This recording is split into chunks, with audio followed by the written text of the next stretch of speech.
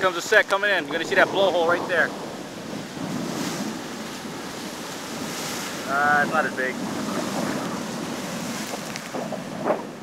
There's another blowhole right there. When the tide gets higher, these things shoot up like 30 feet.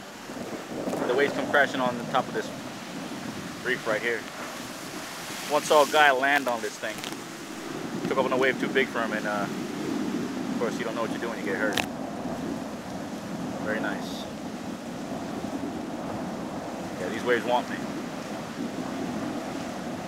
Not yet though. There's a nice set coming in right there. That looks pretty good. Right it on the inside. Not tubing though. There you go, baby.